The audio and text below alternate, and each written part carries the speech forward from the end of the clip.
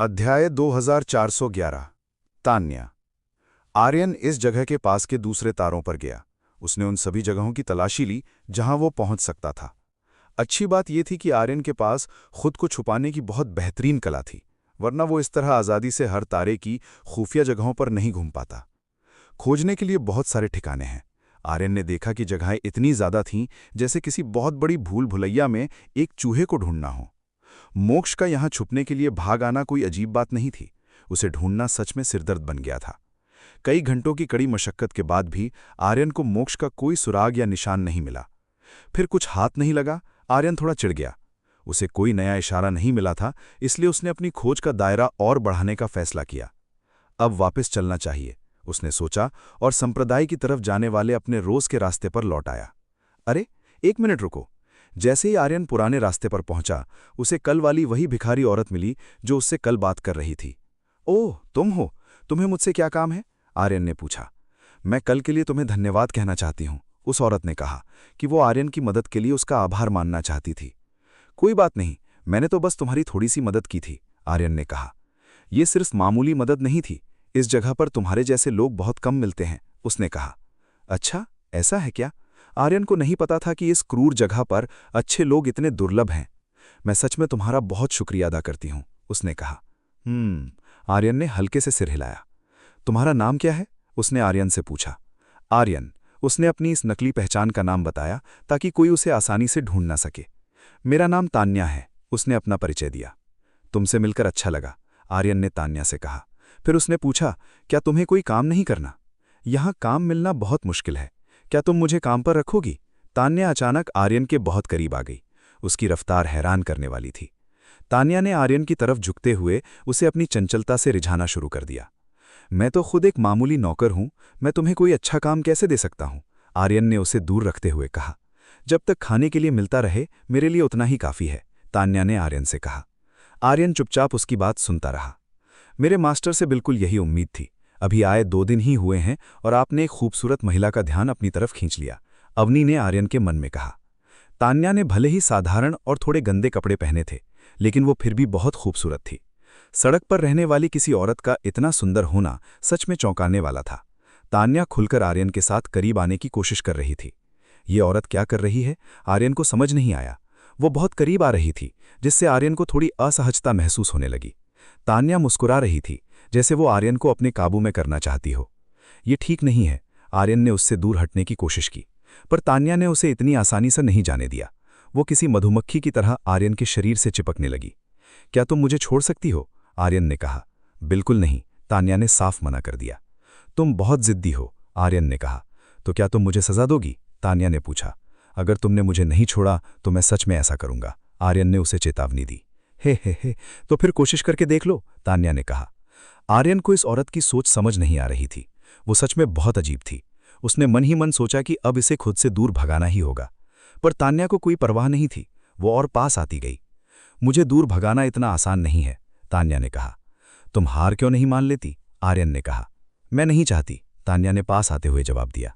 आर्यन ने खुद को छुड़ाने के कई पैंतरे आजमाए, लेकिन आर्यन जितने ज्यादा दांव-पेंच दिखा रहा था, तान्या की दिलचस्पी उसमें उतनी ही बढ़ती जा रही थी। ये तो बहुत बढ़िया है, पहली बार किसी ने मुझे इस तरह ठुकराया है। यह एहसास बहुत मजेदार है। तान्या आर्यन के इस बर्ताव से बेहद खुश थी। आमतौर पर मर्द थोड़ी सी सुंदरता देखकर ही ढह जाते हैं, लेकिन आर्यन खुद पर काबू रखे हुए था। मुझे बहुत सारा काम है, इसलिए मैं पहले निकल रहा हूं। आर्यन ने पीछा छुड़ाने का दूसरा रास्ता चुना और बिजली की तेजी से वहां से भाग निकला। उसकी रफ्तार देखकर तान्या दंग रह गई। अरे, ये तो बहुत तेज है।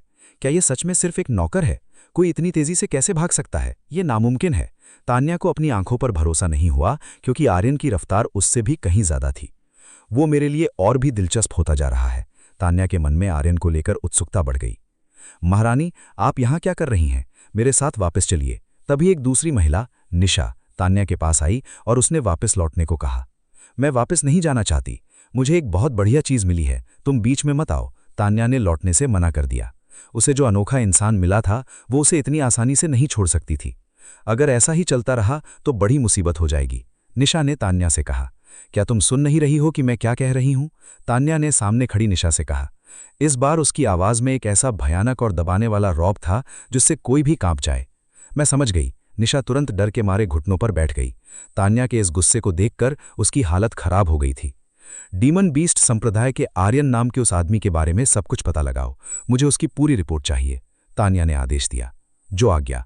निशा तुरंत वहां से चली गई। उसने पल भर की भी देरी करने की हिम्मत नहीं की, क्योंकि वो जानती थी कि तान्या की बात टालना कितना भारी पड़ सकता है। मुझे उम्मीद है कि हम जल्द ही दोबारा मिलेंगे, तान्या मुस्कुराई। वो आर्यन से फिर मिलने के लिए उत्सुक थी। आखिरकार आर्यन तान्या के चंगुल से छूटने में कामयाब रहा। वो औरत सच में बहुत सिरदर्द साबित हो रही थी। आर्यन खुश था कि वो वहां से बच निकला। जब आर्यन अपने कमरे में वापस पहुंचा तो उसने देखा कि उसके कमरे के साथी डोंग लीमो और ताई पाइल बिस्तर पर इस तरह बेजान पड़े थे जैसे उनका शरीर पूरी तरह निचोड़ लिया गया हो। तुम दोनों को क्या हुआ है? आर्यन ने डोंग लीमो और ताई पाइल से पूछा। अध्याय 2412। आयशा ने आर्यन के लिए मुसीबत खड़ी कर दी। वे औरतें बहुत जादुई और बेहद खूबसूरत हैं, डोंग लिमो और ताई पाइल ने अर्ध बेहोशी की हालत में बड़बड़ाते हुए कहा। तुम लोग क्या कह रहे हो? आर्यन ने उन दोनों से पूछा। उनकी हालत बहुत खराब लग रही थी और ऐसा लग रहा था जैसे वे अपनी जान गंवाने की कगार पर हों। मास्टर, ऐसा लगता है कि किसी ने उनके शरीर की ऊर्जा को पूरी तरह सोख लिया है, अवनी ने आर्यन से कहा। ये दोनों तो हमेशा मुसीबतों से बचते हैं, फिर ये संप्रदाय की औरतों के चक्कर में कैसे पड़ गए? आर्यन ने सोचा। जरूर उनके साथ जबरदस्ती की गई थी। हाँ मास्टर, पूरी उम्मीद है कि इनके साथ जबरदस्ती हुई है। अवनी ने भी आर्यन की बात से सहमति जताई। लेकिन ऐसा किसने किया? आर्यन ये जानना चाहता था। उनकी गंभीर हालत को देखते हुए आर्यन ने दवाइयों की मदद से उनकी खोई हुई ऊर्जा को वापस लौटाया, जिससे दोनों की स्थिति में सुधार होने लगा। तुम दोनों के साथ आखिर हुआ क्या था? आर्यन ने डोंग लिमो और ताई पाइल से पूछा। उन जालिम औरतों ने उस लड़ाई के बारे में जानने के लिए हमारे साथ जबरदस्ती की, डोंग लिमो ने बताया। कौन सी लड़ाई? तुम्हारा क्या मतलब है? आर्यन ने पूछा। वही सब जो तुम्हारे और शान के बीच हुआ था। वे औरतें तुम्हारे बारे में सारी जानकारी निकालना चाहती थीं, ताई पाइल ने कहा। ओह, तो ये बात शान से जुड़ी है। आर्यन समझ गया कि उन औरतों का असली निशाना वो खुद था। दोस्त, तुम यहां से जल्दी भाग जाओ, वरना कल वे तुम्हें जिंदा चबा जाएंगी और तुम फिर कभी सूरज नहीं देख पाओगे, डोंग लिमो ने आर्यन को समझाते हुए चेतावनी दी। शांत रहो, सब ठीक हो जाएगा, आर्यन ने भरोसा दिलाया। कमरे के साथी होने के नाते हम तुम्हें सिर्फ सलाह दे सकते हैं, हमारी बात मान लो। वे औरतें शान जैसी नहीं हैं, वे शान से कहीं ज्यादा मजबूत और खतरनाक हैं। अगर उन्हें गुस्सा आया तो वे तुम्हें आसानी से कुचल देंगी। उनका तरीका जितना क्रूर है उतना ही भयानक भी है। मैं ये जगह छोड़कर नहीं जाऊंगा, मुझे अभी यहाँ काम है, आर्यन ने कहा। क्या तुम्हें सच में डर नहीं लगता? तुम ऐसी क्रूरता का सामना करोगे जो तुमने पहले कभी महसूस नहीं की। उन्होंने फिर से आर्यन को मनाने की कोशिश की। अब तुम दोनों चुपचाप सो जाओ और अपनी बकवास बंद करो, आराम करो, क्योंकि तुम लोगों ने बहुत ज्यादा ऊर्जा खो दी है, आर्यन ने डोंग लिमो और ताई पाइल से कहा। तुम भी ना। डोंग लिमो और ताई पाइल बेबस हो गए। वे आर्यन को मना नहीं पाए और अब वे सोच रहे थे कि आगे आर्यन का क्या होगा। अब औरतों का एक ग्रुप मास्टर के लिए मुसीबत खड़ी करने आ रहा है। मुझे तो देखने का इंतजार है कि आगे क्या होगा। ये जगह उम्मीद से कहीं ज्यादा मजेदार लग रही है, अवनी ने मजे लेते हुए कहा। यहाँ की औरतें पुरुषों पर हावी होने के मामले में बहुत ज्यादा आक्रामक थीं। आर्यन ने अपनी आंखें बंद कर लीं। वो तान्या से बारे में सोच रहा था जिसे वो पहले मिला था। वो औरत सच में बहुत अजीब थी और पक्का आर्यन से कुछ छुपा रही थी। मुझे पता लगाना होगा कि वो क्या छुपा रही है, आर्यन ने सोचा। अगली सुबह आर्यन सोकर उठा और सीधे आंगन की सफाई करने चला गया। आज वहां कचरे का बहुत बड़ा ढेर लगा था। आर्यन ने अपनी गुप्त ताकत का इस्तेमाल करके उस पूरे कचरे को पल भर में नष्ट कर दिया और आंगन को एकदम साफ कर दिया। चलो, काम पूरा हुआ और ये जगह बिल्कुल साफ हो गई, आर्यन ने संतोष से कहा। ए बेकार इंसान, अभी भी यहाँ कचरा बाकी है। तभी एक महिला आर्यन के सामने आई और उसने लापरवाही से आर्यन के पैरों के पास कचरा फेंक दिया। वो महिला बहुत ही आकर्षक और खुले कपड़ों में थी। तुम्हारी क्या समस्या है? तुम यहाँ कचरा क्यों फैला रही हो? आर्यन ने सामने खड़ी महिला से कहा। कचरा फैलाना मेरी मर्जी है, क्या तुम्हें इससे कोई दिक्कत है? उसने अकड़कर कहा। मुझे कोई दिक्कत नहीं है, मैं तो बस तुम्हें चेतावनी दे रहा था, आर्यन ने कहा। मुझे तुम्हारी किसी चेतावनी की जरूरत नहीं है, उसने जवाब दिया।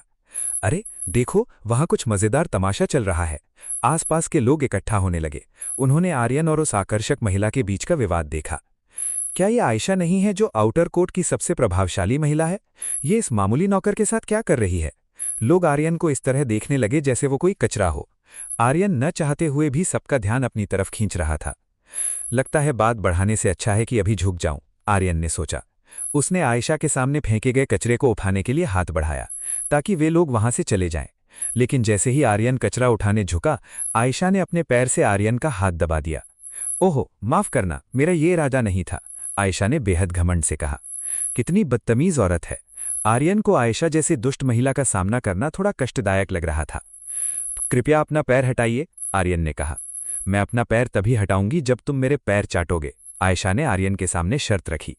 ओह, ये सुनते ही आसपास खड़े लोग उत्तेजित हो गए। अगर आर्यन ऐसा करता तो वो बाकी मर्दों की नजरों में गिर जाता, और अगर मना करता तो आयशा गुस्से में उसे जान से मार सकती थी। आयशा ने आर्यन के बचने के सारे रास्ते बंद कर दिए थे। आर्यन ने सामने खड़ी आयशा को देखा। इस महिला की ताकत ज्यादा से ज्यादा डिवाइन रीबर्थ रेल्म की शुरुआती स्टेज पर थी, जो आर्यन के सामने कुछ भी नहीं थी, और वो इससे बहुत आसानी से निपट सकता था। चलो, जब ये खुद ही मुसीबत मोल ले रही है तो थोड़ा खेल लेते हैं। बहुत समय हो गया जब मैंने किसी ऐसी बदतमीज औरत को सबक सिखाया हो। आर्यन ने खेल में शामिल होने का फैसला किया। वो आयशा को इतनी आसानी से नहीं छोड़ने वाला था। अध्याय 2413 आयशा को सजा। आर्यन का हाथ आयशा के टखने से छू गया। बहुत अच्छे, करो, आयशा ने घमंड से आर्यन से कहा। ऐसा कौन करना चाहता है? तुम अब तैयार हो जाओ, बदमाश लड़की, आर्यन ने आयशा से कहा। आर्यन ने अपनी खास शारीरिक ऊर्जा का इस्तेमाल किया, जिससे आयशा पूरी तरह बेबस हो गई। आह! आयशा चिल्लाई। उसे अपना शरीर बहुत अजीब लगने लगा। उसे समझ नहीं आया कि बिना कुछ किए ही उसका शरीर इतना उत्तेजित और संवेदनशील कैसे हो गया। तुमने मेरे साथ क्या किया? आयशा ने आर्यन से पूछा। मैंने तुम्हारे साथ कुछ नहीं किया, आर्यन ने शांत रहकर कहा। तुम झूठ बोल रहे हो। आह! आयशा इस एहसास को बर्दाश्त नहीं कर पा रही थी। उसका पूरा शरीर तेजी से गर्म होने लगा। उसने आज से पहले ऐसा कभी महसूस नहीं किया था। ये उसका पहला अनुभव था। आयशा ने अपनी छाती को थाम लिया। उसके शरीर में एक अजीब सी बेचैनी होने लगी, जिससे उसने अपना संतुलन खो दिया और वो सीधे जमीन पर गिर पड़ी। आर्यन ने इस मौके का फायदा उठाया और अपना हाथ उसके पैर से हटाकर आसानी से दूर हट गया। अब आयशा में विरोध करने की बिल्कुल ताकत नहीं बची थी और वो बेहद कमजोर दिखाई दे रही थी। ये तो बहुत बुरा है, मुझ में मुकाबला करने की शक्ति ही नहीं बची। आयशा मन ही मन घबरा गई। उसका पूरा शरीर इतना संवेदनशील हो चुका था कि वो अपनी शक्ति का इस्तेमाल ही नहीं कर पा रही थी। चलो थोड़ा खेल लेते हैं और तुम्हें तमीज सिखाते हैं, आर्यन ने आयशा से कहा। कमीने, तुम्हारी ये मजाल, मैं तुम्हें कभी माफ नहीं करूंगी, आयशा ने गुस्से में कहा। उसने मदद के लिए आसपास खड़े लोगों को पुकारना चाहा, पर जैसे ही आयशा ने होश संभाला, उसने देखा कि आसपास खड़े लोग पहले ही बेहोश होकर जमीन पर गिर चुके थे। ये क्या हुआ? आयशा हैरान रह गई।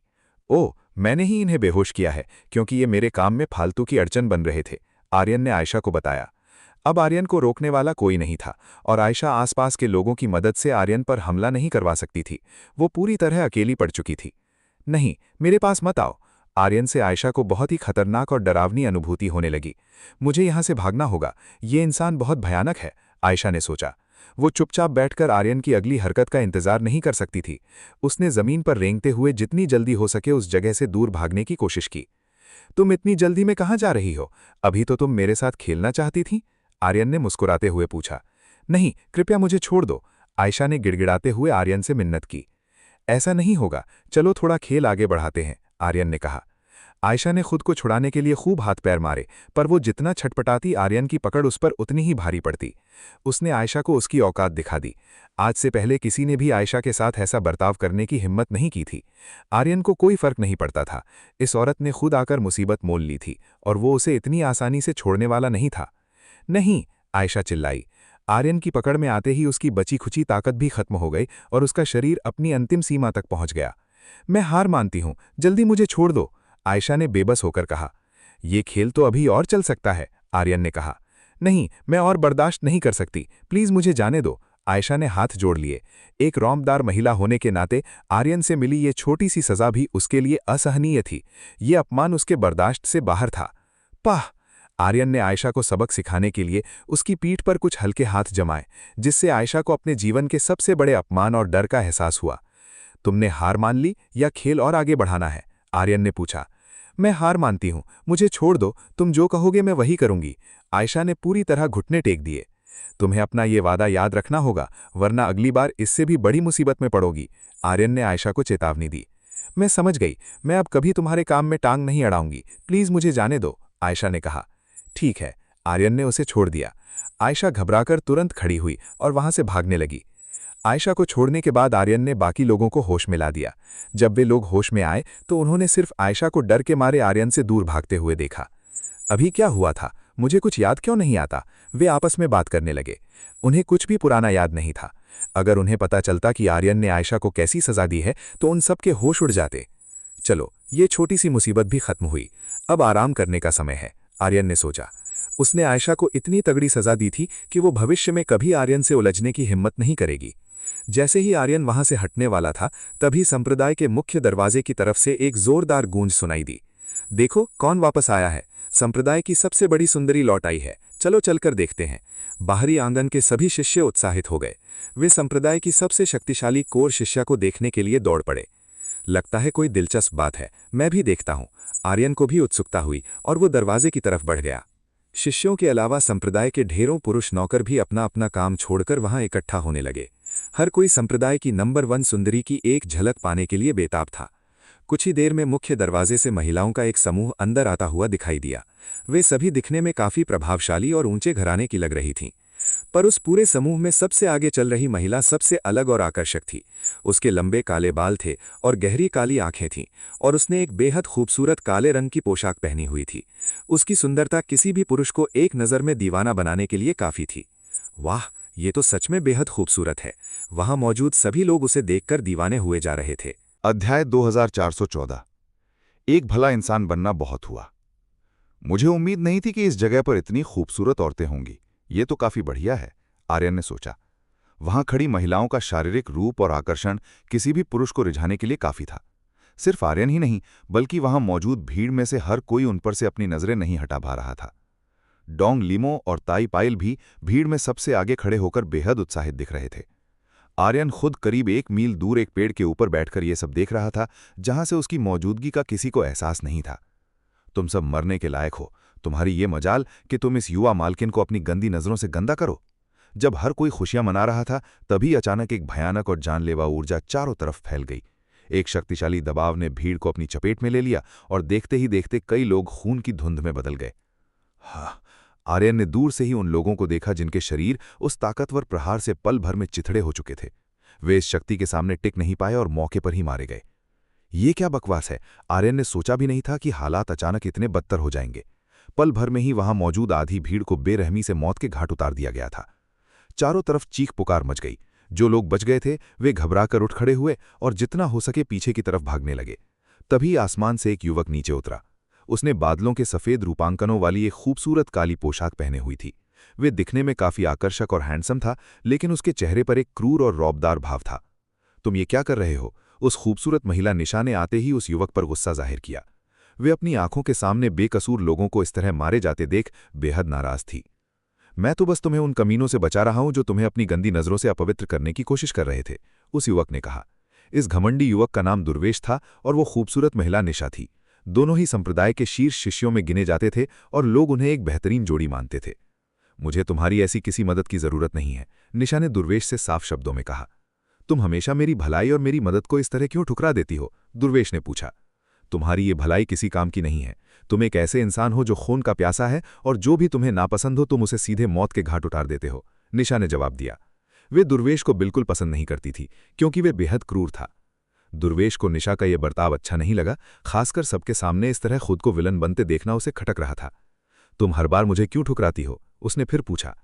क्योंकि मैं पहले से ही किसी और को पसंद करती हूं, निशा ने पीछा छुड़ाने के लिए मनगढ़ंत बात कह दी ताकि दुर्वेश वहां से हमेशा के लिए चला जाए। कौन है वो? मैं उसे जान से मार दूंगा। दुर्वेश गुस्से से पागल हो गया। इसीलिए मैं तुम्हें कभी नहीं बताऊंगी, निशा ने कहा। कौन है वो? क्या वो यहीं भीड़ में मौजूद है? दुर्वेश की जानलेवा ऊर्जा और ज्यादा भड़क उठी। आसपास के लोग डर के मारे छुपने लगे और किसी में उसकी तरफ देखने की हिम्मत नहीं बची थी। यहां तक कि निशा के पीछे खड़ी अन्य महिलाएं भी थरथर कांपने लगी। अब बस करो, तुम इन सबको डरा रहे हो, निशा ने उसे रोकने की कोशिश की।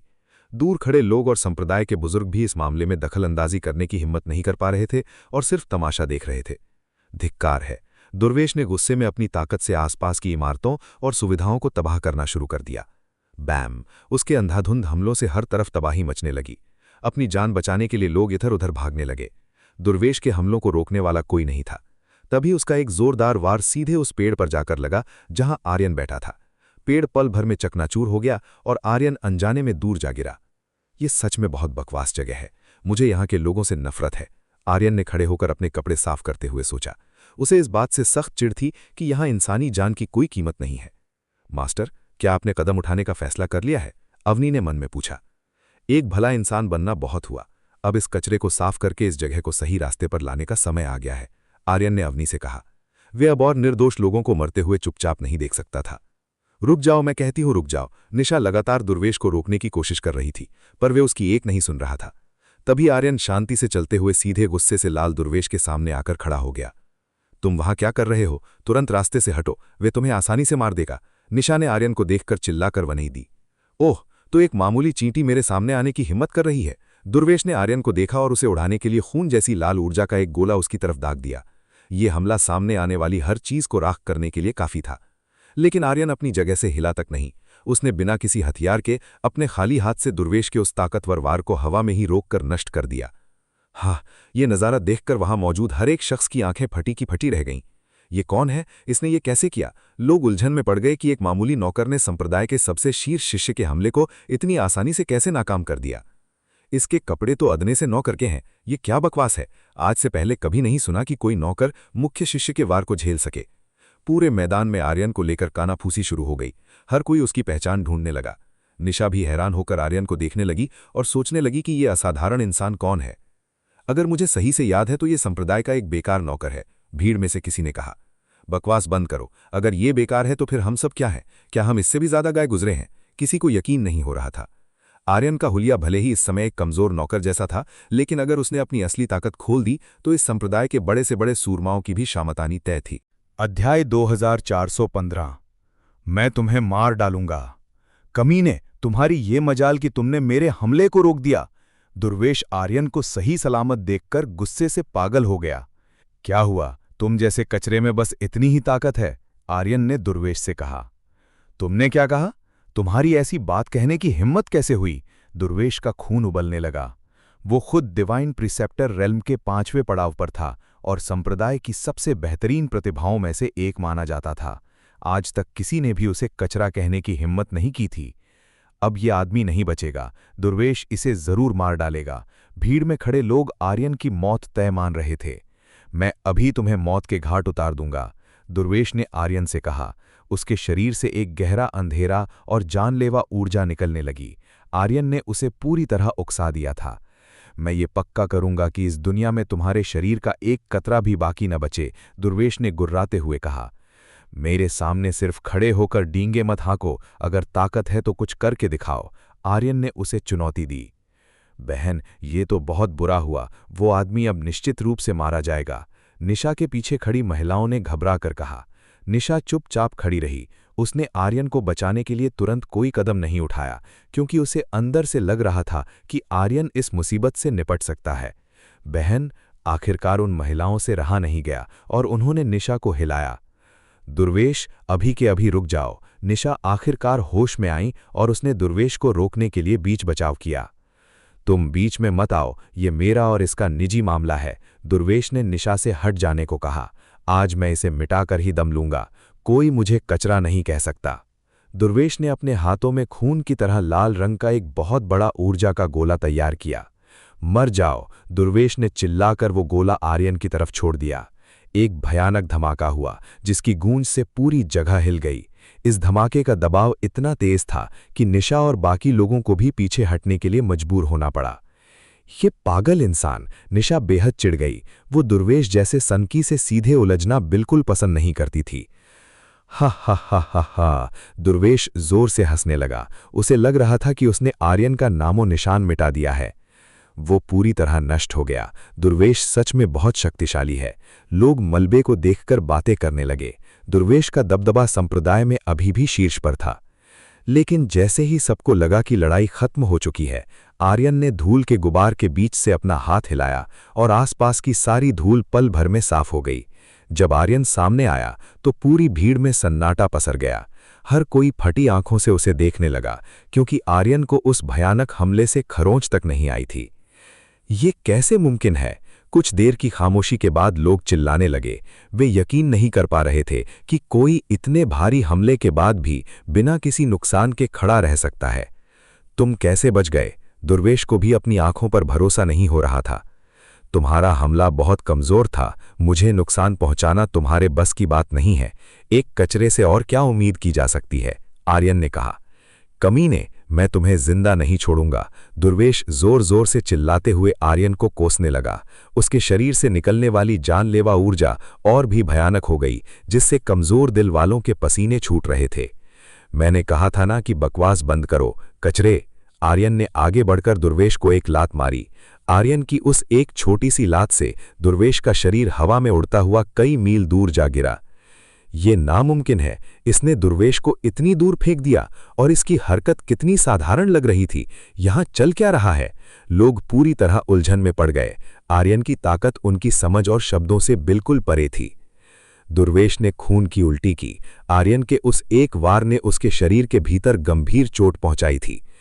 धिक्कार है, ये क्या हुआ? इतने कमजोर दिखने वाले हमले से मैं घायल कैसे हो गया? दुर्वेश ने गुस्से में दहाड़ते हुए अपने नीचे के फर्श पर हाथ मारा, जिससे वहां का पत्थर चकनाचूर हो गया।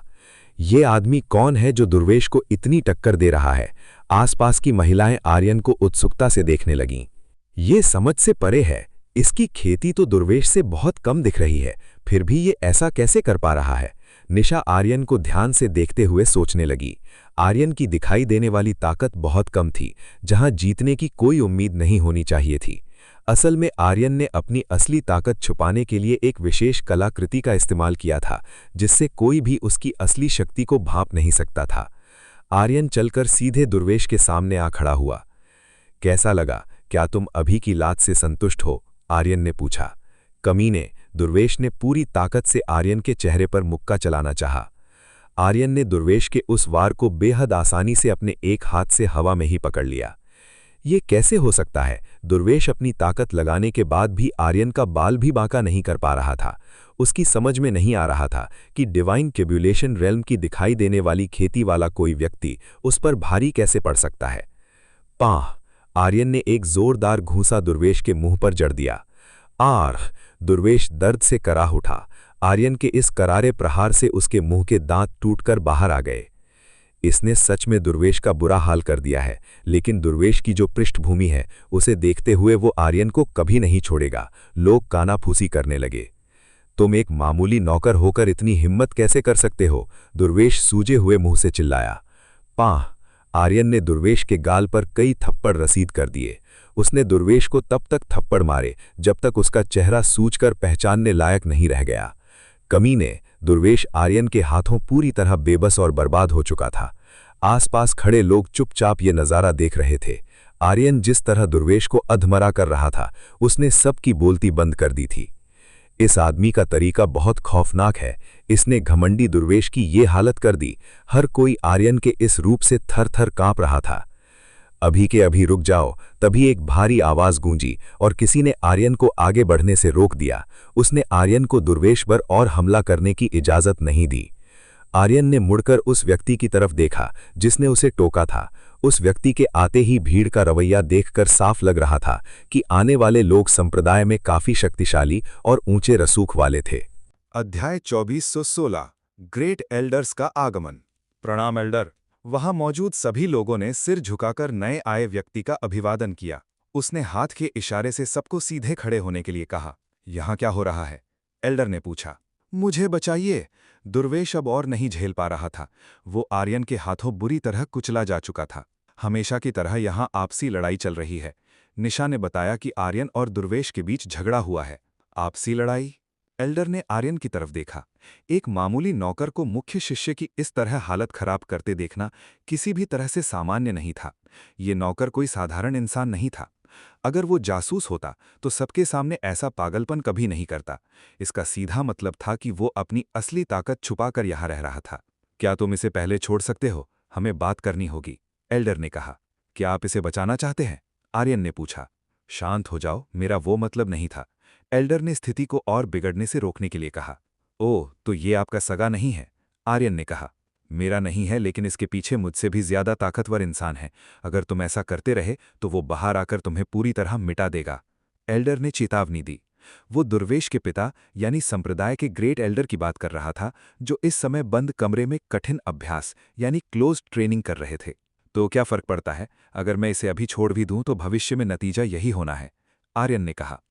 वो जानता था कि इस दलदल से भागना मुमकिन नहीं था, इसलिए सीधे सामना करना ही ज्यादा आसान था। तुम ऐसा नहीं करोगे? एल्डर आर्यन का इरादा समझ गया। क्या लगता है आपको? आर्यन ने मुस्कुराते हुए पूछा। मैं तुम्हें इसकी इजाजत नहीं दे सकता। एल्डर ने अपनी शक्ति का इस्तेमाल किया। आर्यन के पैरों के नीचे एक काला छेद भर आया, जो उसे सजा वाली जगह पर खींचने लगा।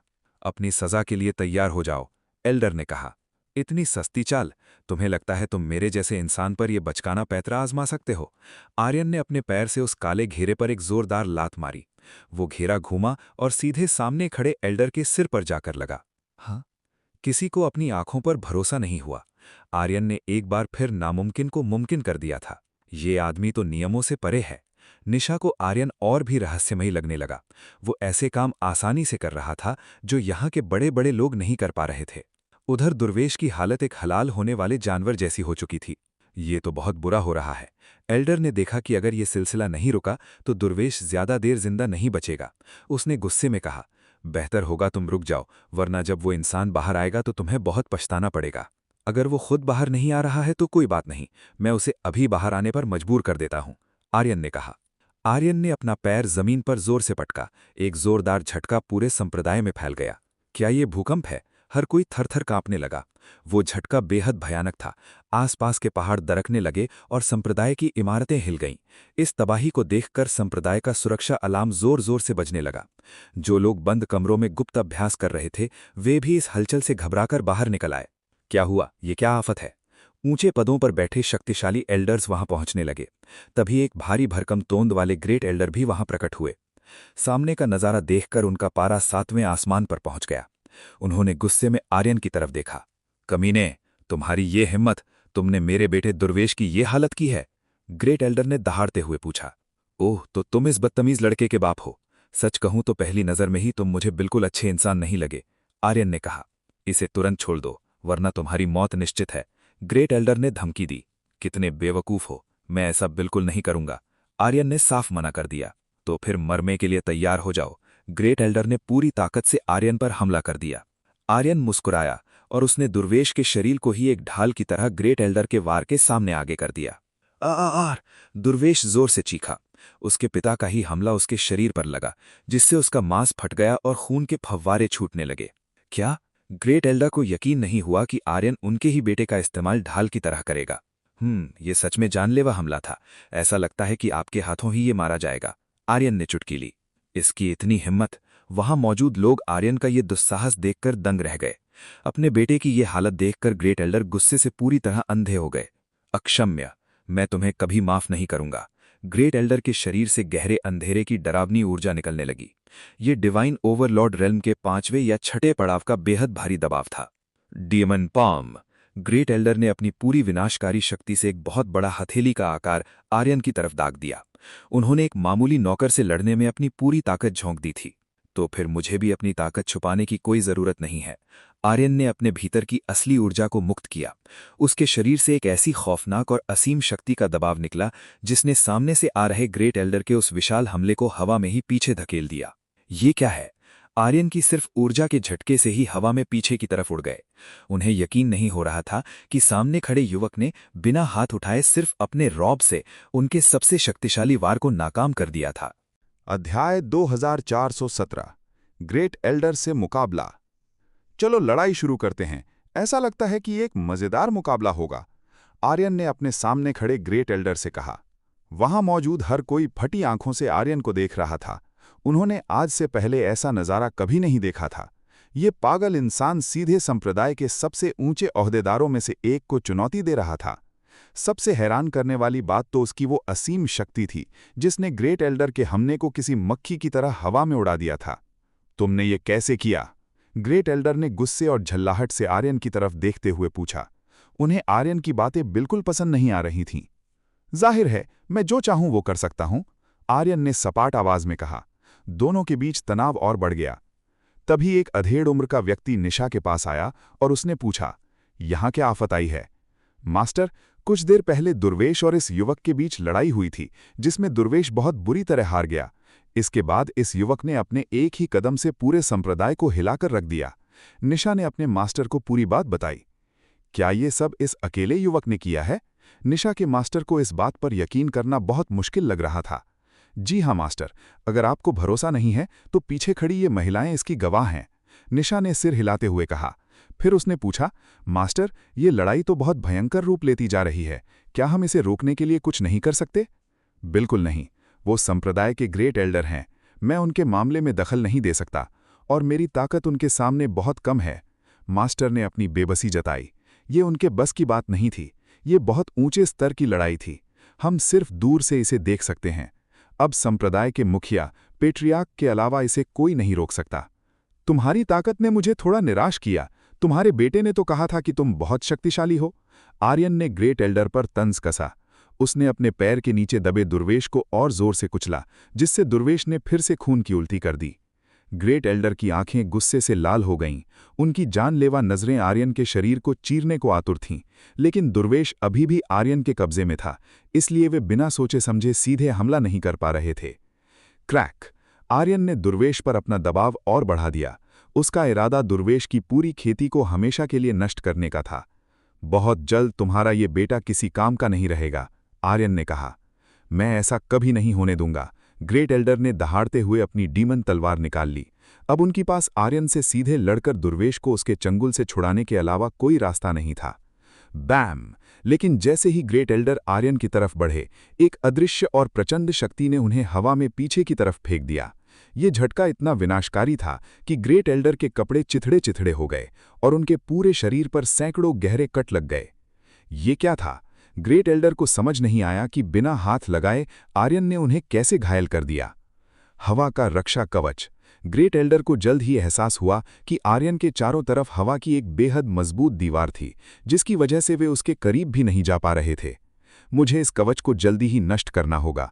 उन्होंने अपनी शक्ति को और बढ़ाने का फैसला किया। आर्यन इस बूढ़े के मन की बात भांप गया कि वो और अधिक ताकत इस्तेमाल करने की सोच रहा है। ये बेकार है, तुम मुझे कभी नहीं हरा पाओगे, आर्यन ने कहा। 9 शैडो स्टेप! आर्यन ने अपनी परछाई वाली रहस्यमयी चाल का इस्तेमाल किया और पलक झपकते ही दुश्मन के बिल्कुल सामने पहुंच गया। इससे पहले कि ग्रेट एल्डर कुछ समझ पाते, आर्यन का एक शक्तिशाली घूंसा सीधे उनकी छाती पर जाकर लगा। वाह! ग्रेट एल्डर के मुंह से खून का फव्वारा छूटा और वे जमीन पर गिर पड़े। आर्यन के उस इकलौते प्रहार ने ग्रेट एल्डर की पसलियों को चूर चूर कर दिया था। वे दर्द से तड़पने लगे। इस कमीने ने मेरी हड्डियां तोड़ दीं। इसका घूंसा इतना मजबूत कैसे हो सकता है? ग्रेट एल्डर को अपनी हालत पर यकीन नहीं हो रहा था। उन्हें समझ आ गया था कि अगर ऐसा ही चलता रहा तो वे बहुत जल्द हार जाएंगे। नहीं, मैं एक बच्चे से नहीं हार सकता। ये मेरे सम्मान के खिलाफ है। ग्रेट एल्डर के भीतर का घमंड और गुस्सा दोबारा भड़क उठा। उन्होंने आर्यन के खिलाफ आखिरी दम तक लड़ने का फैसला किया। मैं तुम्हें मिटा कर रहूंगा, ग्रेट एल्डर ने चिल्लाकर अपनी बची कुची सारी काली शक्तियों को समेटना शुरू किया। धीरे धीरे उनका शरीर काले धुएं से घिर गया और उनकी मांसपेशियां फूलने लगीं। देखते ही देखते ग्रेट एल्डर का शरीर एक बहुत बड़े और डरावने राक्षस के रूप में बदलने लगा। मैं इस रूप में तुम्हारी धज्जियां उड़ा दूंगा। उन्होंने अपनी डीमन कल्टिवेशन टेक्निक का प्रदर्शन करते हुए अपना असली खौफनाक रूप दिखाया। उनका विशाल शरीर, उभरी हुई नसें और जलती हुई लाल आंखें देखकर वहां मौजूद लोगों के रोंगटे खड़े हो गए। उनकी इस डरावनी ऊर्जा ने हर किसी को खौफ से भर दिया। अब देखते हैं कि तुम मेरा सामना कैसे करते हो, ग्रेट एल्डर ने भारी आवाज में कहा। ग्रेट एल्डर ने अपने असली डीमन बीस्ट रूप का इस्तेमाल किया है। ये बहुत ऊंचे स्तर की टेक्निक है। मैंने कभी नहीं सोचा था कि कोई मामूली नौकर उन्हें इस रूप में आने पर मजबूर कर देगा। लोग हैरान होकर बातें करने लगे। ये साफ था कि ग्रेट एल्डर अब आर्यन को एक बहुत बड़ा खतरा मान रहे थे और पूरी ताकत से लड़ रहे थे। ये तुम्हारा अंत है। मेरा ये रूप देखने के बाद आज तक कोई जिंदा नहीं बचा, ग्रेट एल्डर ने कहा। तुम्हारा ये रूप बेहद बदसूरत और घटिया है, आर्यन ने तंज कसा। हाँ, मैं बहुत क्रूर हूं, ग्रेट एल्डर ने चिल्लाते हुए आर्यन पर एक जानलेवा और भारी प्रहार किया। वो मुक्का इतना पावरफुल था कि उसके चलने मात्र से आर्यन के पीछे की मजबूत दीवारें और इमारतें हवा में उड़ गईं। यहां तक कि संप्रदाय का भारी मुख्य दरवाजा भी उनके एक ही वार से चकनाचूर हो गया। ये तो बहुत ही भयानक शक्ति है। आसपास खड़े लोग डर के मारे कांपते हुए मुंह खोले देखते रह गए। ये प्रहार उन्हें पल भर में राख करने के लिए काफी था। ग्रेट एल्डर का ये वार यकीनन विनाशकारी था, लेकिन जब धूल साफ हुई तो आर्यन अभी भी अपनी जगह पर शांति से खड़ा था। उस भयानक हमले से उसका बाल भी बांका नहीं हुआ था। अध्याय 2418। एक घूंसे में ग्रेट एल्डर ढेर। ये नामुमकिन है। ग्रेट एल्डर को अपनी आंखों पर भरोसा नहीं हो रहा था कि उनके इतने शक्तिशाली डीमन रूप के प्रहार को आर्यन ने इतनी आसानी से झेल लिया। मैं इसे स्वीकार नहीं कर सकता। ग्रेट एल्डर पागलों की तरह आर्यन पर ताबड़तोड़ मुक्के बरसाने लगे। उनके मुक्कों की रफ्तार इतनी तेज थी कि आम इंसानी आंखें उन्हें देख भी नहीं पा रही थीं। वहां मौजूद भीड़ यह देखकर दंग थी कि इतने बड़े एल्डर के लगातार हो रहे हमलों से आर्यन 1 इंच भी पीछे नहीं हटा। वो एक विशाल और मजबूत दीवार की तरह अपनी जगह पर अड़ा हुआ था। 100, 200, 500, यहां तक कि 1000 मुक्के आर्यन के शरीर पर लगे। पर अजीब बात यह थी कि आर्यन को उन हमलों से कोई फर्क नहीं पड़ा। ऐसा लगता है कि अब इस खेल को खत्म करने का समय आ गया है, आर्यन ने ग्रेट एल्डर से कहा। आर्यन ने पूरी ताकत समेटकर एक जोरदार घूंसा सीधे ग्रेट एल्डर के पेट में जड़ दिया। बैम! आर्यन का मुक्का लगते ही ग्रेट एल्डर का विशाल शरीर पीछे की ओर घिसटता चला गया और उनके मुंह से भारी मात्रा में खून निकल आया। आर्यन का ये एक ही वार उनके फेफड़ों की हवा निकालने के लिए काफी था। ग्रेट एल्डर सीधे जमीन पर आ गिरे और दर्द से बेहाल हो गए। हाँ, सिर्फ एक घूंसे में खेल खत्म। ये देखकर पूरी भीड़ चीख उठी। दर्शक दृगिका में खड़े संप्रदाय के अन्य एल्डर्स इस नतीजे से सबसे ज्यादा सदमे में थे। उन्हें विश्वास नहीं हो रहा था कि उनका इतना शक्तिशाली ग्रेट एल्डर सिर्फ एक ही झटके में हार जाएगा। ये परिणाम वहां मौजूद हर किसी की सोच से परे था। ये तो बहुत ही कमाल का इंसान है। आखिर ये है कौन?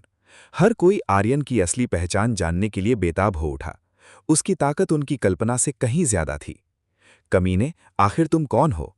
ग्रेट एल्डर ने पूरी तरह बेहोश होने से पहले लड़खड़ाती आवाज में पूछा। आर्यन के उस प्रहार ने उन्हें इतनी गंभीर चोट दी थी कि अब वे लंबे समय तक खड़े होने लायक नहीं बचे थे। तभी एक और भारी आवाज गूंजी। मुझे उम्मीद नहीं थी कि कोई मेरे संप्रदाय में आकर ऐसा कोहराम मचा देगा। एक अधेड़ उम्र का व्यक्ति बेहद गुस्से में आर्यन के सामने आकर खड़ा हो गया। आखिरकार संप्रदाय प्रमुख भी सबके सामने आ ही गए। भीड़ में से किसी ने कहा, लो, आखिरकार आखिरी बॉस भी आ गया। अगर मैं इसे हरा दूं तो यहां का सारा किस्सा ही खत्म हो जाएगा। आर्यन ने सोचा। अगर तुम मुझसे लड़ने की सोच रहे हो तो इस विचार को अपने दिमाग से निकाल दो, क्योंकि तुम्हारे पास जीतने का कोई मौका नहीं है। संप्रदाय प्रमुख ने घमंड से आर्यन से कहा। यह कहने की हिम्मत किसकी हुई कि मैं जीत नहीं सकता? आर्यन ने पूछा। जाहिर है, मैंने कहा है, और अगर मैंने मना किया है तो ये मेरा अंतिम आदेश है, संप्रदाय प्रमुख ने अकड़ते हुए कहा। उनके भीतर एक राजा जैसा अहंकार था। आखिर वे लाखों लोगों के संप्रदाय के सर्वोच्च नेता थे, जिनका आदेश कोई टाल नहीं सकता था। आर्यन ये सुनकर जोर से हंस पड़ा। ये लोग सच में बहुत बड़े मूर्ख हैं, आर्यन ने अवनी से कहा। वे कुएं के मेंढक की तरह खुद को ही सबसे बड़ा समझ रहे थे। मास्टर, वे ऐसा इसलिए सोच रहे हैं क्योंकि ये उनका खुद का इलाका है, अवनी ने आर्यन से कहा। इलाका चाहे जिसका हो, ये फिर भी उन बेवकूफ़ों की जमात हैं जिन्हें इस दुनिया की असली ऊंचाइयों का कोई अंदाज़ा नहीं है, आर्यन ने जवाब दिया। तो फिर अब आप क्या करने वाले हैं? अवनी ने पूछा। चलो एक ही बार में सारा हिसाब बराबर कर देते हैं, आर्यन ने फैसला किया। मैं आपके साथ हूं, अवनी ने मुस्कुराते हुए कहा। मैं तुम्हें अभी आत्मसमर्पण करने का एक आखिरी मौका दे रहा हूं, आर्यन ने संप्रदाय प्रमुख की तरफ देखकर कहा। क्या तुम पागल हो? अगर मैंने एक इशारा भी किया तो इस जगह का हर एक इंसान तुम्हारा दुश्मन बन जाएगा, संप्रदाय प्रमुख ने हंसते हुए कहा। मुझे इस बात का कोई डर नहीं है। अगर ऐसा हुआ तो मैं उन सबसे एक साथ निपट लूंगा, आर्यन ने बिना किसी खौफ के कहा। कितना घमंडी लड़का है, संप्रदाय प्रमुख का पारा चढ़ गया। आर्यन की इस बात ने उनके सब्र का बांध तोड़ दिया था। मेरा आदेश सुनो, इस लड़के को अभी के अभी बंदी बना लो, संप्रदाय प्रमुख ने चिल्लाकर पूरी भीड़ को हुक्म दिया। पर जैसे ही ये आदेश गूंजा, पूरी जगह पर सन्नाटा पसर गया और कोई अपनी जगह से टस से मस नहीं हुआ। ऐसा नहीं था कि वे अपने प्रमुख का आदेश मानना नहीं चाहते थे, बल्कि वे डरे हुए थे। आर्यन की खौफनाक ताकत देखने के बाद किसी के माई के लाल में उससे टकराने की हिम्मत नहीं बची थी। तुम सबको क्या हो गया है? संप्रदाय प्रमुख ने गुस्से में दोबारा चिल्लाकर पूछा। ये तो सच में बहुत मजेदार है। ऐसा लगता है कि कोई भी तुम्हारी बात नहीं मानना चाहता। वे किसी मूर्ख के आदेश पर अपनी जान दांव पर नहीं लगाना चाहते, आर्यन ने चुटकी ली। कमीने, संप्रदाय प्रमुख ने आर्यन को बुरी तरह कोसा। ये मेरा आखिरी हुक्म है।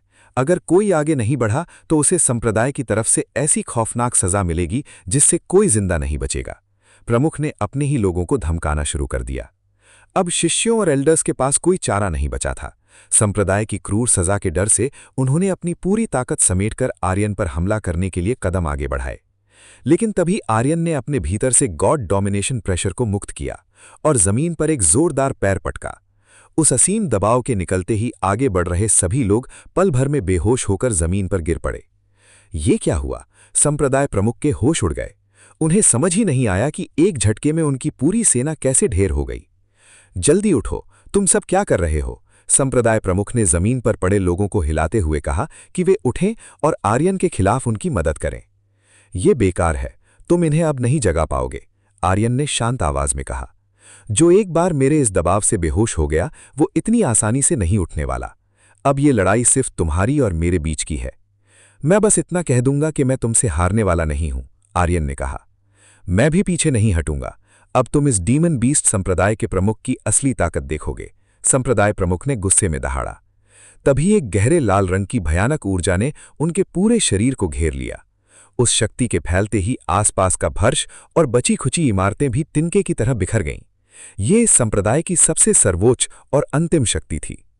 इससे पहले कि मैं तुम्हें इस दुनिया से मिटा दूं, क्या तुम्हारे पास कोई आखिरी इच्छा है? संप्रदाय प्रमुख ने आर्यन को देखते हुए पूछा। अध्याय 2419 डीमन बीस्ट समन डोमेन। हाँ, तुम्हारे लिए मेरे पास सिर्फ एक ही शब्द है, भागो यहां से, आर्यन ने संप्रदाय प्रमुख से कहा। आर्यन की बात सुनकर संप्रदाय प्रमुख का चेहरा गुस्से से बिगड़ गया। ऐसा होना लाजमी था क्योंकि किसी ने आज तक उनसे इस तरह बात नहीं की थी। तुम अज्ञानी इंसान, संप्रदाय प्रमुख चिल्लाए और उन्होंने आर्यन पर जानलेवा मुक्कों और ऊर्जा के गोलों से अंधाधुंध हमला शुरू कर दिया। ऐसा लगता है कि अब मुझे अपनी अंधेरे की शक्ति का इस्तेमाल करना चाहिए, आर्यन ने फैसला किया। ये पहली बार था जब आर्यन लड़ाई में अपनी इस रहस्यमयी काली ऊर्जा का उपयोग कर रहा था। एक बेहद घने अंधेरे की ऊर्जा आर्यन के चेहरे के चारों ओर फैल गई। उसके भीतर से निकलने वाला ये काला साया इतना खौफनाक था कि सामने खड़े संप्रदाय प्रमुख की रूह कांप उठी। आर्यन के इस रूप को देखकर वे अंदर से बुरी तरह डर गए। इसकी ताकत के पीछे क्या राज है? इसके पास इतनी असीम शक्ति कहां से आई? संप्रदाय प्रमुख टकटकी लगाए आर्यन को देखने लगे। ये साफ था कि आर्यन की ये शक्ति सामान्य नहीं थी और इसका अंदाजा लगाना उनके बस से बाहर था। लेकिन ये तो और भी अच्छा है, अगर मैं इसे अपने काबू में कर लूं तो ये संप्रदाय के लिए एक बहुत ही शक्तिशाली हथियार साबित होगा। संप्रदाय प्रमुख के मन में लालच आ गया। वो आर्यन को अपना गुलाम बनाना चाहते थे ताकि इस संप्रदाय को और मजबूत किया जा सके। मास्टर, ऐसा लगता है कि इसके दिमाग में आपके लिए बहुत ही घटिया विचार चल रहे हैं, अवनी ने आर्यन से कहा। जाहिर है वो पक्का मेरे खिलाफ कोई घिनौनी साजिश रच रहा है। आर्यन ने भी उसकी नीयत को भांप लिया। ये बूढ़ा बेहद दुष्ट था, इसलिए इसे पूरी तरह मिटा देना ही सबसे सही फैसला था। मैं तुम्हें हराकर अपना एक ऐसा गुलाम बनाऊंगा जिसे मैं अपनी उंगलियों पर नचा सकूं, संप्रदाय प्रमुख ने चिल्लाकर कहा। मुझे पहले से ही पता था कि तुम जैसा लालची इंसान यही सोचेगा, इसीलिए अब मैं तुम्हें खत्म करके इस पूरे संप्रदाय पर अपना कब्जा करूंगा, आर्यन ने दो टूक जवाब दिया। आर्यन इस संप्रदाय को अपने मकसद के लिए इस्तेमाल करना चाहता था, क्योंकि इतने बड़े संप्रदाय की मदद से वो मूशी का सुराग बहुत आसानी से लगा सकता था। वो इस मौके को हाथ से नहीं जाने देना चाहता था। बैम! दोनों के बीच एक जोरदार टक्कर हुई और आर्यन के प्रहार के दबाव से संप्रदाय प्रमुख को पीछे हटने के लिए मजबूर होना पड़ा। कितना भयानक प्रहार है! संप्रदाय प्रमुख का पूरा हाथ सुन्न हो गया और उनकी कलाई की हड्डी में तेज दर्द होने लगा। आर्यन के एक ही वार ने उनकी कलाई को बुरी तरह चोटिल कर दिया था। मुझे इस पर दूर से ही हमला करना होगा, संप्रदाय प्रमुख ने अपनी रणनीति बदली और सीधे टकराने के बजाय दूरी बनाकर आर्यन पर वार करने लगे। लेकिन उनके इन हमलों से आर्यन को एक खरोंच तक नहीं आई। वो शांति से आगे बढ़ता रहा और अपने हाथ के सिर्फ एक इशारे से सामने आ रहे हर हमले को हवा में ही नष्ट करता गया। उसके एक हाथ हिलाने मात्र से सब कुछ साफ हो गया। धिक्कार है, ये मेरे हर वार को इतनी आसानी से कैसे नाकाम कर रहा है? संप्रदाय प्रमुख का गुस्सा 7वें आसमान पर पहुंच गया। वे आर्यन की इस ताकत को बर्दाश्त नहीं कर पा रहे थे। मैं इसे जीतने नहीं दे सकता। उन्होंने अपनी आखिरी और सबसे बड़ी चाल चलने का फैसला किया। डीमन बीस्ट समन डोमेन। तभी आसमान में एक गहरा लाल कोहरा छा गया और देखते ही देखते उसने पूरे 500 मील के दायरे को घेरते हुए पूरे संप्रदाय को अपनी चपेट में ले लिया। मैं ये मानता हूं कि तुम बहुत मजबूत प्रतिद्वंदी हो और तुम्हें आम तरीके से नहीं हराया जा सकता, इसीलिए मैं अपनी पूरी ताकत का इस्तेमाल कर रहा हूं। इस मौत के खेल में तुम्हारा स्वागत है, संप्रदाय प्रमुख ने हंसकर कहा। मौत का खेल? तुम्हारा इससे क्या मतलब है? आर्यन ने समझने की कोशिश की। तभी चारों तरफ से खूंखार जानवरों के दहाड़ने की आवाज़ें गूंजने लगी। आर्यन ने मुड़कर देखा तो पाया कि ढेरों भयानक राक्षस और जंगली जानवर उसे एक आसान शिकार समझकर चारों तरफ से घेर रहे थे। ओह, तो ये बात है, अब मैं समझा। आर्यन मुस्कुराया। संप्रदाय प्रमुख ने अपनी पूरी कल्टीवेशन की शक्ति को झोंककर इन राक्षसों को आर्यन से लड़ने के लिए बुलाया था। ये उनकी आखिरी कोशिश थी। अगर वे यहां हार गए तो उनका सब कुछ खत्म होने वाला था। अब सब कुछ यहीं खत्म हो जाएगा। जाओ और इसे फाड़ कर खा जाओ, प्रमुख ने हुक्म दिया। लाखों की तादाद में वे खूंखार राक्षस आर्यन की तरफ लपके। वे सभी खून के प्यासे और भूखे लग रहे थे। इतनी बड़ी सेना के सामने किसी भी आम कल्टीवेटर का बचना नामुमकिन था। Azure domain. आर्यन ने बिना देर किए अपने एज्योर डोमेन को मुक्त कर दिया ताकि दुश्मन के इस लाल घेरे को तोड़ा जा सके। जैसे ही आर्यन की प्राचीन और दिव्य ऊर्जा का दबाव उस जगह पर फैला, संप्रदाय प्रमुख के बनाए हुए वे नकली राक्षस उस भारी दबाव को बर्दाश्त नहीं कर पाए। देखते ही देखते वे तिनकों की तरह कुचलकर नष्ट होने लगे। यहां तक कि जो बड़े और ताकतवर राक्षस थे वे भी डर के मारे दुम दबाकर भागने लगे। आर्ग! संप्रदाय प्रमुख दर्द और खौफ से चिल्ला उठे। आर्यन के डोमेन का दबाव इतना भयानक था कि उनका अपना शरीर पूरी तरह कमजोर पड़ गया और वे बेबस हो गए। क्रैक! उनका बनाया हुआ समन डोमेन आर्यन की शक्ति के सामने टिक नहीं सका और कांच की तरह चकनाचूर हो गया। ये नामुमकिन है, तुम ऐसा कैसे कर सकते हो? संप्रदाय प्रमुख को अपनी आंखों पर विश्वास नहीं हो रहा था कि उनका सबसे शक्तिशाली डोमेन इतनी आसानी से नष्ट हो गया। इस दुनिया का सीधा नियम है, एक कमजोर डोमेन हमेशा उससे ऊंचे स्तर के डोमेन से ही हारता है। इसका मतलब साफ है कि मेरी ताकत तुमसे कहीं ज्यादा ऊंची है। क्या तुम अभी भी इस सच को स्वीकार नहीं कर पा रहे हो? आर्यन ने ठंडे लहजे में कहा। दोनों की शक्तियों के बीच जमीन आसमान का अंतर था। कमीने! संप्रदाय प्रमुख गुस्से से हाँफने लगे, पर उनका डोमेन टूटने के कारण उन्हें अंदरूनी चोट लगी और उनके मुंह से खून निकल आया। दुश्मन के डोमेन को पूरी तरह खत्म करने के बाद आर्यन ने अपने एज्योर डोमेन को वापस समेट लिया। उसने ये बाजी जीत ली थी। मैं ये लड़ाई जीत चुका हूं, आर्यन ने संप्रदाय प्रमुख से कहा। मैं इस हार को कभी स्वीकार नहीं करूंगा, प्रमुख ने चिल्लाकर कहा। अब तुम्हारी मर्जी से कुछ नहीं होगा। मैं तुम्हारी जगह ले रहा हूं क्योंकि ये संप्रदाय अब मेरे मकसद के लिए काम करेगा, आर्यन ने कहा। तुम्हें क्या लगता है कि मैं तुम्हें इतनी आसानी से डीमन बीस्ट संप्रदाय सौंप दूंगा? प्रमुख ने आखिरी बार अकड़ दिखाई। तो फिर मुझे तुम्हारी कोई जरूरत नहीं है, आर्यन ने उदासीनता से कहा। उसने अपनी अंधेरे की पूरी शक्ति का इस्तेमाल करते हुए संप्रदाय प्रमुख के शरीर को वहीं कुचलकर रख दिया। उस काली ऊर्जा के प्रचंड वेग से संप्रदाय प्रमुख का शरीर पल भर में मिटकर राख हो गया। कितना झंझटी इंसान था! आर्यन ने चैन की सांस ली। उसने डीमन बीस्ट संप्रदाय के सर्वोच्च नेता को हमेशा के लिए खत्म कर दिया था और अब वो इस जगह का नया मालिक था। इसके बाद आर्यन ने अपनी शक्ति का एक हल्का सा झटका चारों तरफ भेजा, जिससे मैदान में बेहोश पड़े संप्रदाय के सभी शिष्य और एल्डर्स धीरे धीरे होश में आने लगे। यह क्या हुआ था? होश में आते ही लोग उलझन में आसपास देखने लगे। उन्हें कुछ देर पहले की कोई भी बात याद नहीं आ रही थी और वे पूरी तरह हैरान थे कि आखिर माजरा क्या है। अध्याय 2420 निशा की छिपी हुई पहचान। तुम सब अभी के अभी मेरा आदेश ध्यान से सुनो, आर्यन ने वहां मौजूद सभी लोगों से कहा। जमीन पर पड़े लोग होश में आते ही आर्यन के सामने खड़े होकर उसे देखने लगे। यहां आखिर हुआ क्या था?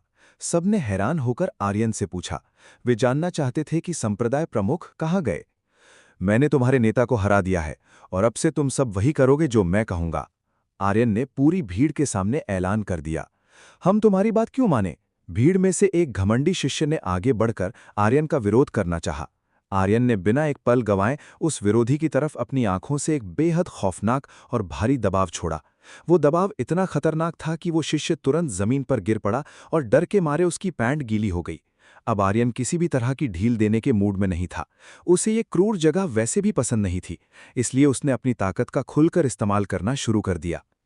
मुझे तुम सबसे कुछ जरूरी बातें कहनी हैं, इसलिए हर एक शब्द कान खोलकर सुन लो, आर्यन ने कड़क आवाज में कहा। पहली बात तो ये कि मुझे तुम लोगों का दूसरों को परेशान करना और कमजोरों को सताना बिल्कुल पसंद नहीं है, इसलिए आज के बाद से कोई भी अपनी ताकत या ऊंचे पद के घमंड में किसी के साथ अपनी मनमानी नहीं करेगा, वरना उसका अंजाम बहुत बुरा होगा। आर्यन ने साफ कर दिया कि अब वो इस संप्रदाय में किसी भी कमजोर पर जुल्म बर्दाश्त नहीं करेगा। आर्यन की बात सुनकर पूरा मैदान शांत रहा। वे सब समझ चुके थे कि उनका संप्रदाय प्रमुख मारा जा चुका है और अब वे पूरी तरह आर्यन के अधीन हैं, इसलिए चुपचाप उसकी बात मानने में ही भलाई थी। दूसरी बात, मैं तुम सबको एक काम सौंप रहा हूं। जो भी इसे पूरा करेगा उसे इनाम में भारी मात्रा में डिवाइन रेनबो क्रिस्टल मिलेंगे। तुम्हें बस मेरे लिए एक इंसान को ढूंढना है, आर्यन ने कहते हुए क्रिस्टल से भरी एक बड़ी सी पोटली सबके सामने निकालकर रख दी। क्या? क्रिस्टल की चमक और इतनी बड़ी तादाद देखकर संप्रदाय के सभी एल्डर्स और शिष्यों की आंखें फटी की फटी रह गईं। उन्हें यकीन नहीं हो रहा था कि एक मामूली से काम के लिए इतना बड़ा इनाम मिलने वाला है। क्या इनाम पाने के लिए हमें उस इंसान को पकड़कर आपके पास लाना होगा? एक शिष्य ने हिम्मत जुटाकर पूछा। बकवास, तुम्हें उसे पकड़ने की कोई जरूरत नहीं है। तुम्हें बस उसकी सही लोकेशन और छिपने की जगह का पता लगाना है। उससे मैं खुद निपटूंगा, क्योंकि तुम लोग उसका मुकाबला करने के लायक नहीं हो। आर्यन ने डीमन बीस्ट संप्रदाय के सभी सदस्यों को समझाते हुए कहा। हम समझ गए मास्टर। सबने एक सुर में हामी भरी। वे अपने काम को अच्छी तरह समझ चुके थे। आर्यन को सिर्फ सही जानकारी की जरूरत थी। संप्रदाय के लोगों ने सोचा भी नहीं था कि नया मालिक उन्हें इतना बड़ा इनाम देगा। उन्हें आर्यन बहुत दयालु लगने लगा। इस तरह आर्यन ने चालाकी से मोक्ष को खोजने के लिए पूरे संप्रदाय की फौज को काम पर लगा दिया था। अब ये खबर सुनकर मोक्ष पक्का सतर्क हो जाएगी और कहीं छुपने की कोशिश करेगी, जो मेरे लिए ही फायदेमंद है, आर्यन ने सोचा। मोक्ष अब कुछ समय के लिए बाहर आने की हिम्मत नहीं करेगी और संप्रदाय के लोग उसे ढूंढने के लिए हर कोने को छान मारेंगे। आर्यन ने अपनी रणनीति पूरी तरह बदल दी थी। वो जल्द से जल्द नतीजा चाहता था, भले ही इसके लिए उसकी पहचान उजागर होने का थोड़ा खतरा ही क्यों ना हो। मास्टर, आपकी असली योजना क्या है? अवनी ने मन में पूछा। अवनी, इस घटना के बाद यहां पक्का कई बड़े और शक्तिशाली कल्टीवेटर्स आएंगे। शायद उन्हें मोक्ष के बारे में कुछ पता हो, इसीलिए मैं ये सब करके इन ऊंचे पदों पर बैठे लोगों की ताकत का इस्तेमाल उसे खोजने में कर रहा हूं। आर्यन ने अपना असली मकसद समझाया। तो आप अपना जाल और बड़ा करना चाहते हैं? अवनी ने कहा। बिल्कुल। मेरे बनाए हुए क्लोन अभी तक मोक्ष का कोई सुराग नहीं ढूंढ पाए हैं और मेरे पास समय की कमी है, इसलिए ये ज्यादा बेहतर है कि मैं इन ऊंचे पदों पर बैठे लोगों की ताकत का इस्तेमाल उसे खोजने में करूं, आर्यन ने अवनी को बताया। आपका ये विचार तो बहुत अच्छा है, लेकिन इसकी वजह से आपके सामने कई बड़ी मुसीबतें भी खड़ी हो सकती हैं, अवनी ने सचेत किया। मैं उस बात को अच्छी तरह जानता हूं, आर्यन ने मुस्कुराते हुए कहा। अब तुम सब यहां से जा सकते हो और अपना काम शुरू करो, आर्यन ने संप्रदाय के लोगों को आदेश दिया। हम अभी से खोजना शुरू करते हैं। क्रिस्टल के लालच में संप्रदाय के बड़े बड़े एल्डर्स भी तुरंत काम पर निकल पड़े। इतने बड़े इनाम से वे अपनी कल्टीवेशन के लिए ढेरों कीमती साधन खरीद सकते थे। सबको काम पर लगाने के बाद आर्यन भी वहां से निकल गया। उसने संप्रदाय के गंदे कमरों में रुकने के बजाय शहर के सबसे आलीशान और बेहतरीन होटल में ठहरने का फैसला किया। जब आर्यन वहां से जा रहा था तब एक शख्स दूर से टकटकी लगाए उसे देख रहा था। वो कोई और नहीं बल्कि निशा थी। वो जाते हुए आर्यन की पीठ को घूरती रही। कितना अजीब और रहस्यमय इंसान है ये। निशा को आर्यन की कोई भी बात समझ में नहीं आ रही थी। तुम सब जल्दी अपने अपने कमरों में लौटो, बचे हुए एल्डर्स ने उन शिष्यों से कहा जो इस मिशन में शामिल नहीं होना चाहते थे। निशा को भी आर्यन के क्रिस्टल के इनाम में कोई खास दिलचस्पी नहीं थी, क्योंकि उसके पास पहले से ही काफी साधन थे। निशा अपनी सहेलियों के साथ चुपचाप अपने कमरे की तरफ लौट आई, जबकि उसके मास्टर पहले ही आर्यन के कहे अनुसार जानकारी जुटाने के लिए बाहर जा चुके थे। निशा जैसे ही अपने निजी कमरे के अंदर दाखिल हुई, उसने देखा कि वहां पहले से ही कोई मौजूद था। एक बेहद खूबसूरत और प्रभावशाली महिला उसकी कुर्सी पर बैठकर बड़े ही सलीके से चाय पी रही थी। तुम यहाँ क्या कर रही हो? क्या कोई खास काम है? निशा ने बेहद गंभीर और संजीदा आवाज में पूछा। निशा का इस महिला से एक अलग ही रिश्ता था। जब भी ये महिला उसके सामने आती थी तो इसका मतलब होता था कि निशा को कोई बहुत बड़ा और गुप्त मिशन मिलने वाला है। तुम्हारे लिए महारानी का एक जरूरी आदेश आया है, उस महिला ने चाय का कप रखते हुए कहा। कैसा मिशन है वो? निशा के चेहरे पर उत्सुकता साफ दिख रही थी। उसे संप्रदाय में बिना किसी काम के बैठे हुए काफी समय हो गया था और वो इस बोरियत से तंग आ गई थी, इसलिए मिशन का नाम सुनते ही वो उत्साहित हो गई। तुम्हारा काम सिर्फ एक इंसान पर नजर रखनी और उसके बारे में सारी गुप्त जानकारी इकट्ठा करना है, सामने बैठी महिला ने बताया। किसी पर नजर रखनी है? निशा की दिलचस्पी और बढ़ गई। वो जानना चाहती थी कि आखिर वो कौन सा खास इंसान है जिसके लिए महारानी ने खुद आदेश भेजा है। ये लो, उस महिला ने निशा की तरफ एक जादुई इमेजिंग स्टोन बढ़ा दिया। निशा ने उस पत्थर को अपने हाथ में ले लिया। तुम्हें जो भी जानकारी चाहिए वो सब इस पत्थर के भीतर मौजूद है, महिला ने खड़े होते हुए कहा। मेरा काम पूरा हुआ, अब मुझे यहां से निकलना होगा। इतना कहकर वो महिला पल भर में निशा के कमरे से गायब हो गई। अब कमरे में निशा अकेली थी और उसके हाथ में वो जादुई पत्थर था। आखिर मुझे किस पर नजर रखने को कहा गया है? निशा ने अपनी उंगली के इशारे से उस पत्थर की शक्ति को सक्रिय किया। जैसे ही पत्थर के भीतर की जानकारी निशा की आंखों के सामने उभरी, वो दंग रह गई। हैं? ये तो वही है, लेकिन क्यों? निशा को अपनी आंखों पर यकीन नहीं हो रहा था कि ये जानकारी उसी लड़के के बारे में थी। ये कैसे हो सकता है? इस मामूली दिखने वाले नौकर ने आखिर महारानी जैसी महान हस्ती का ध्यान अपनी तरफ कैसे खींच लिया? यहां असल में चल क्या रहा है? निशा के दिमाग में सवालों का बवंडर उठ खड़ा हुआ। उसे कुछ देर पहले का वो नज़ारा याद आया जब आर्यन ने संप्रदाय प्रमुख और ग्रेट एल्डर की धज्जियां उड़ा दी थीं। आखिर तुम किस तरह के इंसान हो आर्यन? निशा ने पत्थर में चमकते आर्यन के चेहरे को देखते हुए धीरे से बुदबुदाया। अब उसे संप्रदाय में मचे इस कोलाहल के बीच आर्यन के हर एक कदम पर नजर रखने और उसकी असलियत का पता लगाने का एक विशेष और गुप्त मिशन मिल चुका था। ये मिशन बिल्कुल भी आसान नहीं था और निशा खुद असमंजस में थी कि वो इसे पूरा कर पाएगी या नहीं, लेकिन महारानी का आदेश होने के कारण उसके पास पीछे हटने का कोई रास्ता नहीं था।